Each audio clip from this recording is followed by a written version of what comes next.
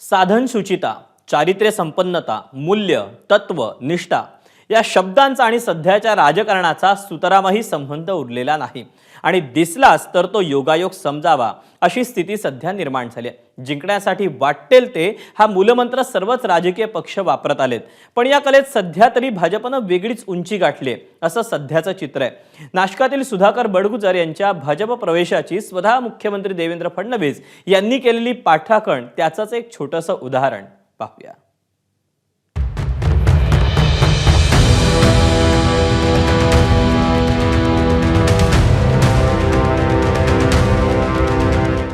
कुणावर भ्रष्टाचाराचे आरोप करायचे, कुणावर थेट देशद्रोहाचे, कुणाचा संबंध कुख्यात दाऊदशी जोडायचा, तर कोणाचा थेट जिहादी दहशतवाद्यांशी।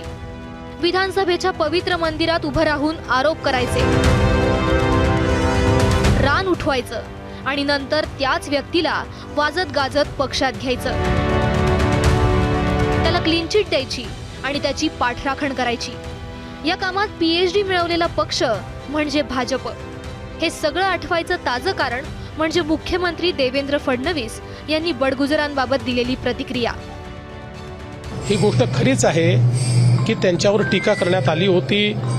एक व्हिडिओ देखील आमच्या नितेश राणेंनी रिलीज केला होता, पण त्यानंतर आपल्याला याची कल्पना आहे की जो गुन्हा दाखल झाला त्या गुन्ह्याचं पूर्ण त्या ठिकाणी चौकशी झाल्यानंतर चौकशी अंती त्यांच्यावर कुठलीही कारवाई त्यात झालेली नाही आणि ते त्या पक्षात असताना या पक्षात आल्यावर नाही।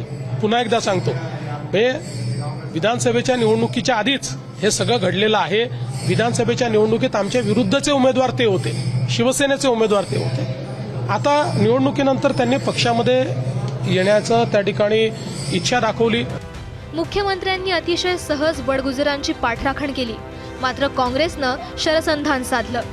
बडगुजर यांना पक्षात घेण्यासाठी दाऊदनं शिफारस केली होती का, असा प्रश्न हर्षवर्धन सपकाळ यांनी विचारला। संजय राऊतांनीही त्याच मुद्द्यावरून भाजपवर हल्लाबोल केलाय।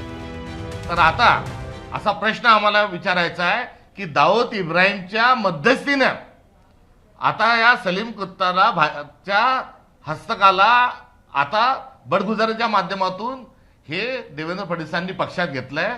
बडगुजरांना पक्षात घेण्याची थेट सूचना ही दाऊद इब्राहिमनी केली होती का, असा एक प्रश्न हा महाराष्ट्राच्या समोर हा निर्माण झालेला आहे। कॉन्फिडन्स वाढलेले सुधाकर बडगुजर नाशकात पोहोचले। त्यांनी पहिलं काम काय केलं असेल तर भाजपमधील आपल्या विरोधकांना सूचक इशारा दिला। एकमेकांसमोर निवडणुका लढलेल्या असतात आणि आरोप प्रत्यारोप होत असतात।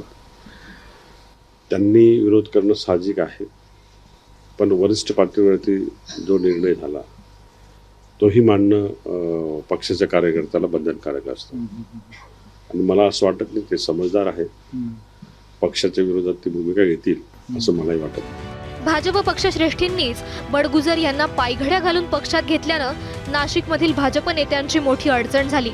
त्यांनाही बोटचेपीची भूमिका घ्यावी लागली। ठाकरेंच्या शिवसेनेला मात्र 10 हत्तींचं बळ मिळालं। त्यांनी भाजपच्या दुटप्पी भूमिकेवर प्रहार केला। त्यावेळेस तुमचा रोग असा होता की उद्धव ठाकरे साहेबच्या सेनेमध्ये कसे चुकीचे लोक आहेत, कसे देशद्रोही आहेत, कसे यांचा 93च्या बॉम्बस्फोट हल्ल्याच्या लोकांबरोबर फोटो आहेत, नृत्य, आणि तुमच्याकडे आलं की वॉशिंग मशीन लगेच क्लीन होतात। ही सामान्य जनतेची दिशाभूल आहे। स्वार्थासाठी, सत्तेसाठी तुम्ही किती दिवस लोकांना वेठीस धरणार आहे, हे असं एक जबाबदार मुख्यमंत्री म्हणून हे चुकीचं वाटतं। अशा पद्धतीने लोकांची फसवणूक करू नये। भाजप आपणच गंभीर आरोप केलेले दुसऱ्या पक्षातील एकापेक्षा एक नेते घेत सुटलेला असताना, त्यांना आपल्या स्पेशल वॉशिंग मशीन योजनेचा लाभ देत असताना मूळच्या भाजपच्या नेत्यांना मात्र वेगळा निकष लावला जातोय। हे भाजपमध्ये त्यांनी भाजपात प्रवेश केलेला आहे, त्यामुळे भारतीय जनता पार्टी आता पवित्र झालेली आहे। नाथाभाऊला भाजपमध्ये प्रवेश देत असताना नाथाभाऊवर आक्षेप आहे म्हणून नाथाभाऊला प्रवेश दिला गेला नाही, त्यावेळेस भाजप पवित्र होत होतं। आता बाकी या सर्वांना प्रवेश देऊन भाजप पवित्र झालेला आहे। मूळ सिद्धांतांपासून दूर जायचं आणि नंतर त्याच्या उलट भूमिका घेत त्याचंही समर्थन करायचं। सत्तेसाठी सगळेच पक्ष हे करत आले आहेत, पण भाजपनं ही कला वेगळ्या उंचीवर नेऊन ठेवली असं म्हणता येईल। असे प्रसंग 2014 नंतर भाजपवर, फडणवीस मोदी शहांवर अनेक वेळा आले. त्यांच्यासह सर्वच भाजप नेत्यांनी कोणतीही गिल्ट न बाळगता अशा निर्णयांची पाठराखणच केली आहे. कोणत्याही परिस्थितीत जिंकणं, सत्ता मिळवणं हे भाजपसाठी जास्त महत्त्वाचं आहे आणि हे भाजपनं लपवून ठेवलं नाहीये. बदलत चाललेल्या, व्यावहारिक होत चाललेल्या राजकारणाचा हा परिपाकच म्हणता येईल. ब्युरो रिपोर्ट, एबीपी माझा. एबीपी माझा, उघडा डोळे बघा नीट.